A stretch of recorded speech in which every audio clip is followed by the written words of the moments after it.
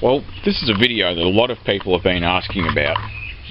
Both YouTubers that are subscribed to me and just people that I know in my daily life have been wondering about this XL motor, the dead XL motor.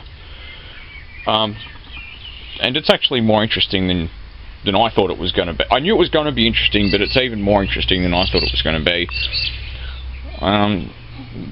Because of how it failed, this is really a perfect illustration of what my videos have been getting at for quite a long period of time. And I've even been getting at this since even before I even had a YouTube account, which I've had since 2007. So,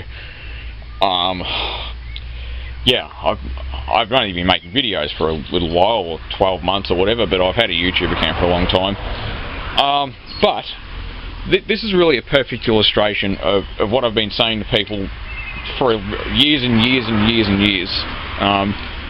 You know, well over 10 years, and probably since I was 16, and I'm not very far from 30, so I've been saying it for a long time anyway. Maintenance on engines is extremely important, especially the long forgotten components that no one ever seems to change. So anyway, the first thing I noticed when I pulled the head off, as you can see clearly in the frame here, is there are scores up and down the cylinders.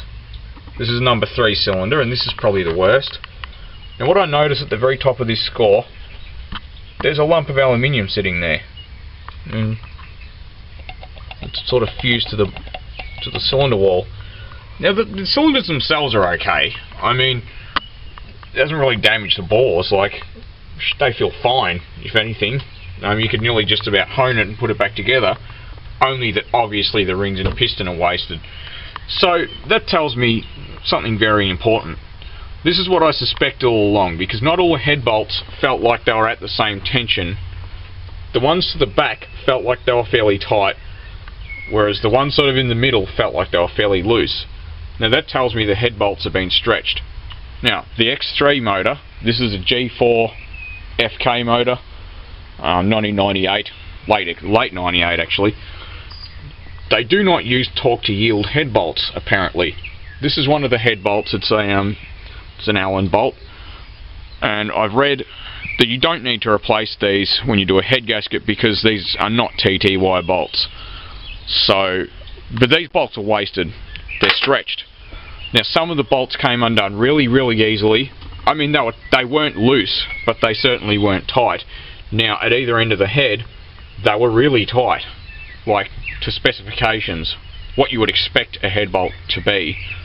And I've removed a lot of cylinder heads, and you know, you get a feel, like just undoing bolts can tell you volumes about what the engine experienced. The second thing is there was no compression across any of the cylinders.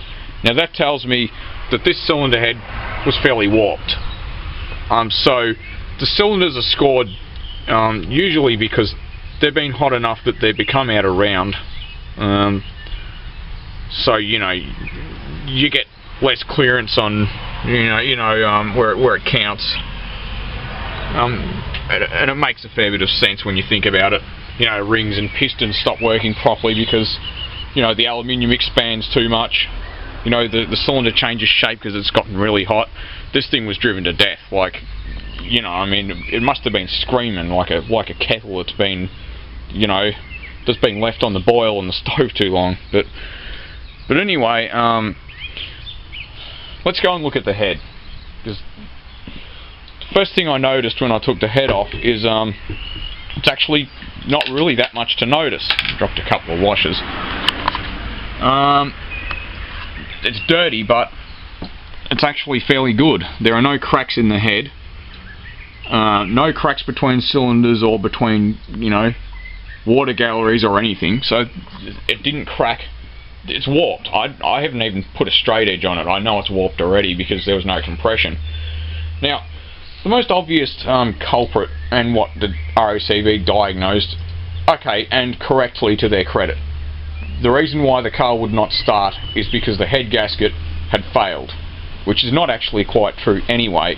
It's more like the cylinder head was warped. Now, if you look at the spark plugs here, they're almost white, like a bleached white colour.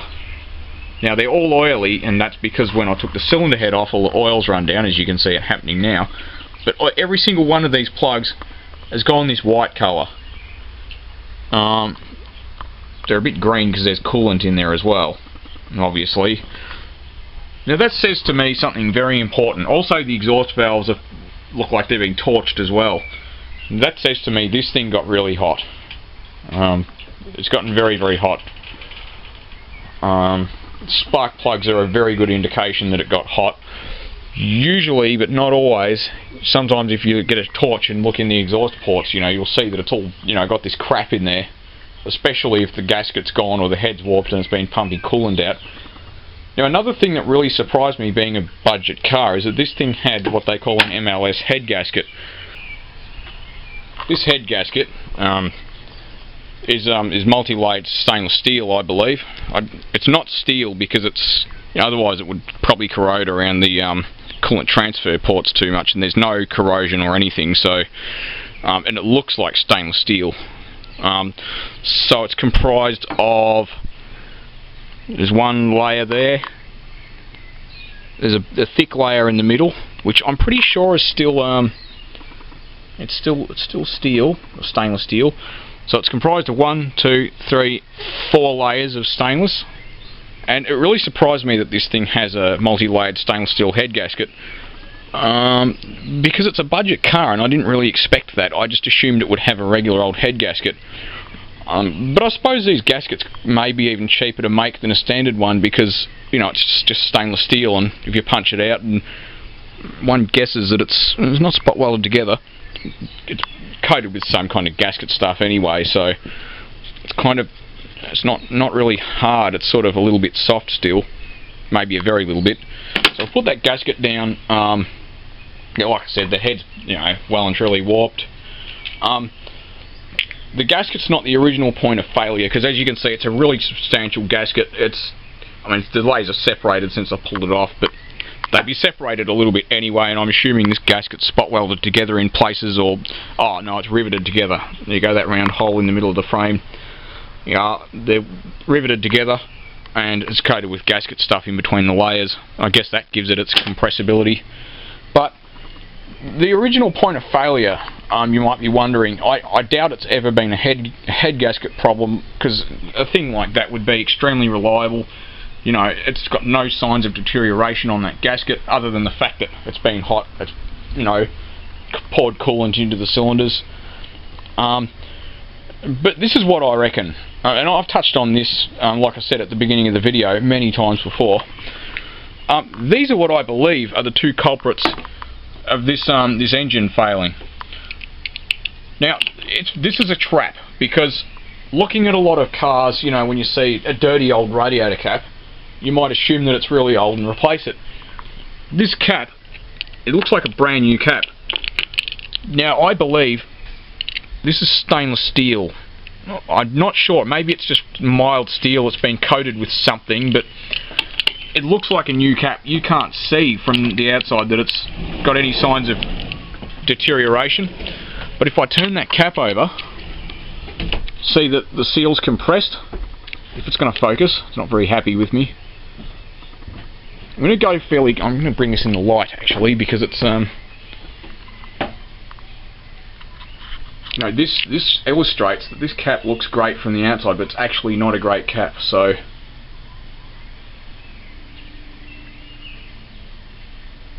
you can see that this cap's sort of deteriorated a lot, and it's hard. And if I pull back this arm, you're not going to see in there, I guess, which is a pity, but there's a bit with a lot of crap under there. Yeah, the other thing is I can see that you can sort of just see it. There's actually a lot of shit in that vacuum relief valve, and that would prevent the valve from sealing correctly. So even if the cap had been a good one, it's never going to focus because it's focusing on this stupid deck. Even if the valve had been a good one, even if the rubber seal there had been a good one, the valve's full of shit, so it just never would have it never would have sealed, so it's going to push coolant out of that vacuum relief valve anyway. So yeah, the cap looks new, it's not new. Now, this cap I'm 99% certain is either original or 5 years old at least. Now, okay, let's go to the thermostat. Let's just peg the cap aside. It's a very heavy thermostat. I know this is the first thing I notice. It's dark out here. Sorry, everyone. I noticed this thermostat's, you know, a very heavy one. It seems to be made out of stainless steel as well. I don't know. I'm pretty sure it is. It's not mild steel. It's a TKI brand one. Opening temperature is 82 degrees. Now, one thing I notice about this, which is strange, is that if you look around the valve, which is not focused because this piece of shit camera. One thing I notice about this thermostat is that it's got like a rubber seal on the actual thermostat valve itself, which is pretty interesting. It'd really help if this stupid camera would focus. So the rubber actually looks pretty old, so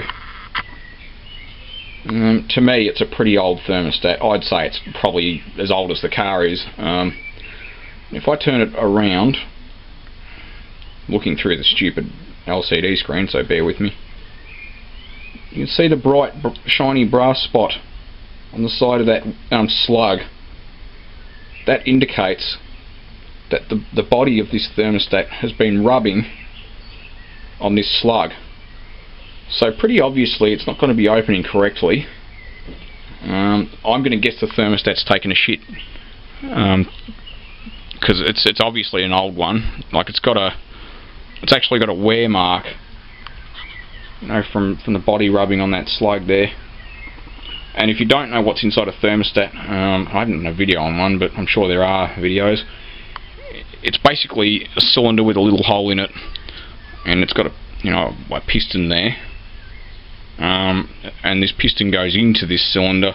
The cylinder's full of wax, and it's got a spring to pull it closed. But the wax expands due to the heat, and obviously this side with the slug on it goes towards the head. So don't put it in the other way because it'll never open and it'll destroy your engine. This is a valve that when the thermostat's in the closed position, it opens. I'm going to actually go and look at it. This is interesting. Well, potentially interesting. This is the thermostat housing for this G4FK motor. It sits on the side of the head. This is where the thermostat sits. Now that port there is to allow a short circuit for coolant when the engine's cold, because this valve is in the fully open position when the thermostat's closed. So you know it's allowing a short circuit, as you can see by the way it's constructed. So anyway, cut a long story short, when the it's got a cutout, so you get the that's a bleed air out of the cooling system. Okay, when the thermostat's shut.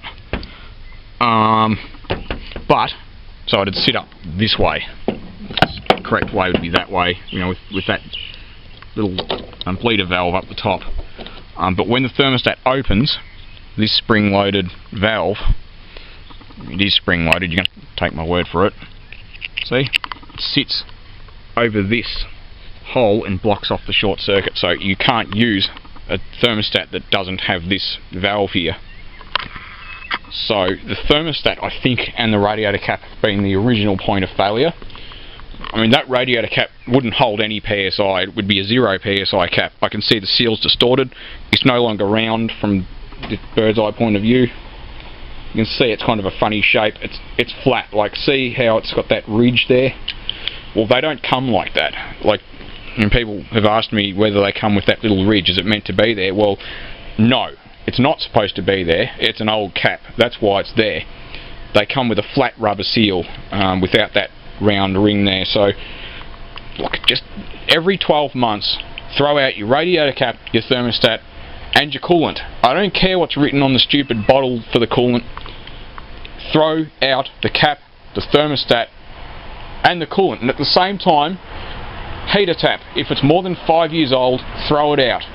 If the radiator hoses are crunchy or not very good, throw them out. If you've got a heater hose with a bulge in it, or it's crunchy or perished, throw it out. This is not cheaper or more convenient than this damage, and you know, every other way this engine's actually in really good condition. Like, you're not going to see it now because it's dark, but it's got cross hatching on the bores. It's a 285,000k motor. I wouldn't have pissed on one before I'd ever worked on it, and the earlier ones were shit. Like, it wasn't until I got to this era that they were any good. But like I said before, this engine would have been fine. The rings would have been fine. I don't know what the stem seals were like, only that it didn't blow smoke when it was being driven. And the only reason this motor's junk and got these horrible scores up the cylinder walls, which you can see even in the dark, is because the mechanics that were supposed to be servicing this thing never changed the cap or the thermostat. This thing never missed a service. In fact, it's still even got the see, it's even used Magnatec oil, which is synthetic, so you can't see it, but it's just on the service limit now. Like, it's only just gone. In fact, I think it's still 300 k's off the 10,000k service that it's supposed to be getting. Now, this thing never missed a service. You know, neither of their cars ever missed a service, and you know, whoever's been servicing them hasn't changed the cap. I can't stress it enough. This is what happens to an engine when you don't change radiator caps and thermostats. If that thermostat doesn't open, no water circulates through the cooling system, or more specifically the radiator, and you destroy your engine. Cylinder head, you know, you'd have to get it tested for material hardness, because they have a scale and I think it's out of 10. Someone correct me please, because I don't have it in front of me and I'm not googling it. I'm not in front of a computer obviously anyway, so good for you if you are. And if you can be bothered, post it in the comments. But I can't even remember the name of the scale, but it's like out of 10 or 8 or something, and you've got to have a minimum of a 5 or a 7 or something material hardness before they'll machine it. Because if the head's been really hot, aluminium goes soft, not machinable, junk. So you can throw out your 16 valves. If you really got it hot, then with a camshaft sit, these have a habit of not lining up correctly anymore. I've seen Mitsubishi heads do that. So yeah, cooling system maintenance, the most critical thing you can ever do to your car. The second most critical thing is to look at the temperature gauge. This thing has it actually has the sensor, the coolant temp sensor, actually sitting in the head side. That's the ECU one, I can tell, because it's a 2-wire job. The other one I'm pretty sure is it's probably a 1-wire. There's one on the housing as well. It's a 1-wire. This is the gauge one, but it's still going to show you if the motor gets too hot. Sometimes, you know, in some older cars, the coolant temp gauge would just go to 0. So if you're driving along and your temp gauge is reading nothing, and you've been driving it, you know, for more than 10 minutes, there's a problem. If it's going past 3/4 and it's not a hot day, check it. You know, a coolant temp gauge shouldn't go past halfway on the scale, even with the air conditioning on a warm day. Modern car cooling systems are more than capable of cooling a modern car engine needs, or cooling system performance needs. So yeah, there's no excuse for your water pump failing on this either. It's done when the cam belt's done. The cam belt's only due now, so yeah, like I said, you know, this is when the cam belt was done. Oh, recommended that. Sorry, there's a second one somewhere that said 286,000 or something. So it was due right now. But anyway, yeah. So it's done 80,000 k's since that belt was put in. I peeled off the other sticker which was on the engine. So I'm gonna finish this long-winded video. Thanks for watching, and I hope a few of you found this interesting.